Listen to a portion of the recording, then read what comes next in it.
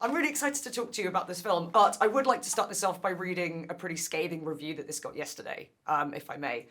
A fake and classless movie called The Apprentice, in brackets. Do they even have the right to use that name without approval, close brackets? It's a good question, actually. It's a cheap, defamatory, and politically disgusting hatchet job. Trump put it out on Truth Social. Why do you think Trump doesn't want people to see this film? The question is, doesn't he really want to see people to see this? Because then he wouldn't talk about it. Yeah.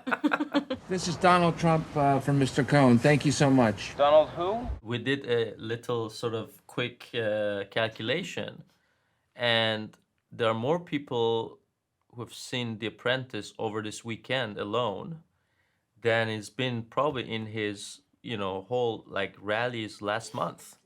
Everywhere. I know it's about the crowd size, that thing is, gets him agitated. But Size matters for Trump. size matters. Yeah. No, but like, because everyone's talking about the Apprentice flopping. I mean, like, if we're flopping and we're getting like more people in than the whole like month-long Trump rally, then what does that say about Trump rally?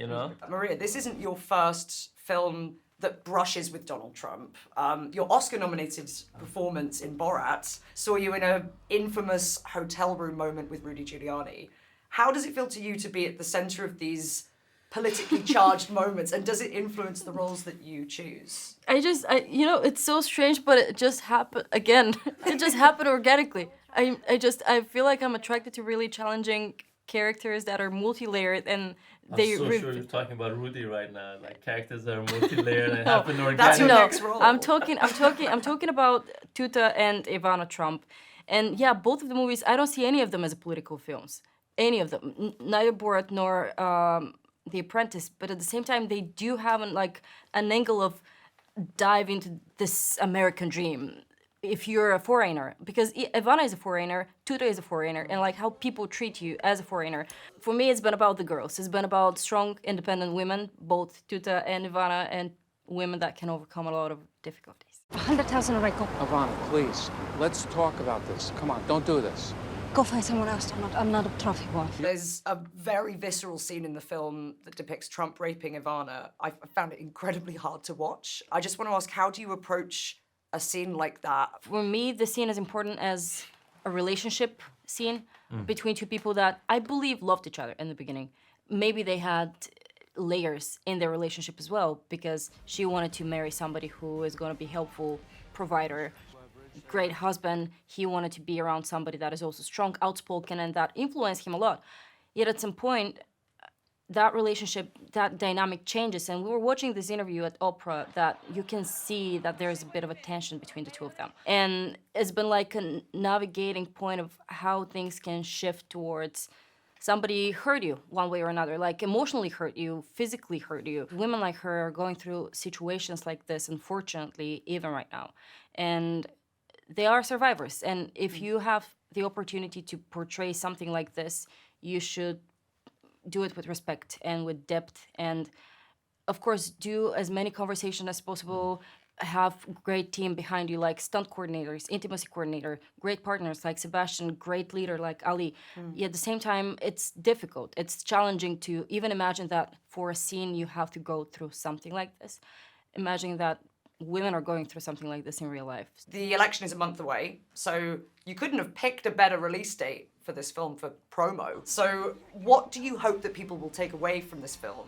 And do you think it will actually change anyone's minds? It happened organically. Like, the timing happened organically. I don't know how.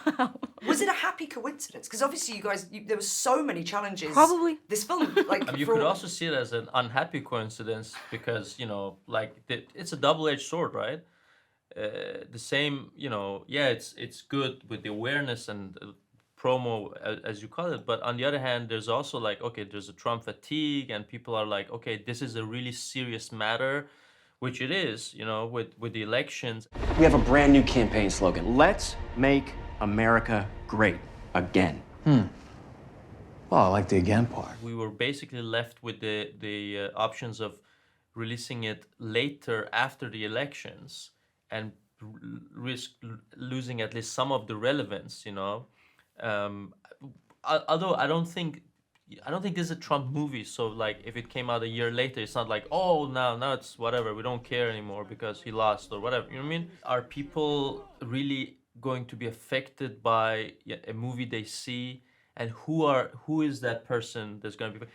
I think as a filmmaker, I'm not naive or romantic about this. I don't think that, oh, we're gonna change the world, but if we can somehow get people to see that there are more ways of looking at the same thing, and in this case, I think that's sort of maybe what plays, in our favor, which is this is someone everyone has an opinion about, and now we're coming and saying, hey, there's this way of looking at it, so you have this sort of defamiliarizing the familiar. Well, it's also not a political film, crucially, right? Because It's not a yes and no, because it is a political movie in a way that it deals with the power structure. It looks at the power, the sort of the machine room of the power, a U.S. politics, legal system.